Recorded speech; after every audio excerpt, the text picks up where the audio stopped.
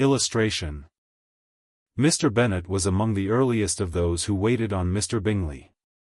He had always intended to visit him, though to the last always assuring his wife that he should not go, and till the evening after the visit was paid she had no knowledge of it. It was then disclosed in the following manner. Observing his second daughter employed in trimming a hat, he suddenly addressed her with, "I hope Mr. Bingley will like it, Lizzie." "We are not in a way to know what Mr. Bingley likes," said her mother, resentfully, "since we are not to visit." "But you forget, mamma," said Elizabeth, "that we shall meet him at the assemblies, and that Mrs. Long has promised to introduce him." "I do not believe Mrs. Long will do any such thing. She has 2 nieces of her own. She is a selfish, hypocritical woman, and I have no opinion of her." "No more have I," said Mr. Bennet, "and I am glad to find that you do not depend on her serving you." Mrs. Bennet deigned not to make any reply, but, unable to contain herself, began scolding one of her daughters. "Don't keep coughing so, Kitty, for heaven's sake. Have a little compassion on my nerves. You tear them to pieces." "Kitty has no discretion in her coughs," said her father, "she times them ill." "I do not cough for my own amusement," replied Kitty, fretfully. "When is your next ball to be, Lizzie?" "Tomorrow fortnight." "Aye, so it is," cried her mother, "and Mrs. Long does not come back till the day before, so, it will be impossible for her to introduce him, for she will not know him herself." "Then, my dear, you may have the advantage of your friend, and introduce Mr. Bingley to her." "Impossible, Mr. Bennet, impossible, when I am not acquainted with him myself. How can you be so teasing?" "I honor your circumspection. A fortnight's acquaintance is certainly very little.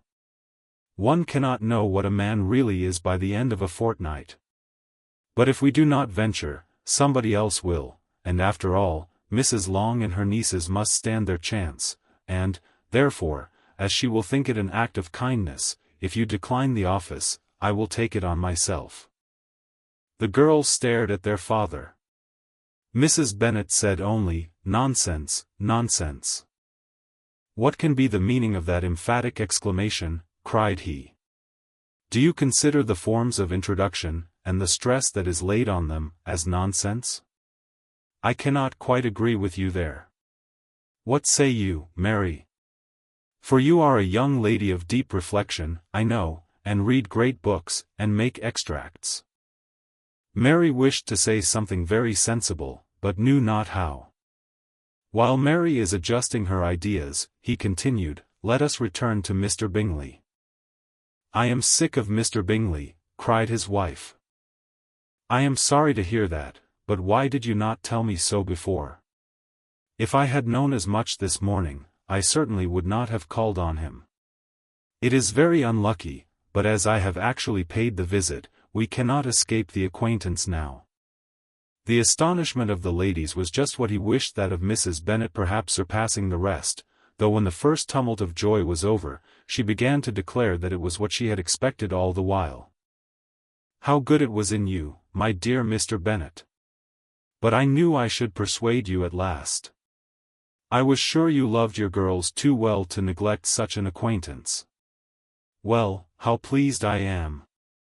And it is such a good joke, too, that you should have gone this morning, and never said a word about it till now." "Now, Kitty, you may cough as much as you choose," said Mr. Bennet, and, as he spoke, he left the room, fatigued with the raptures of his wife. "What an excellent father you have, girls," said she, when the door was shut. "I do not know how you will ever make him amends for his kindness, or me either, for that matter.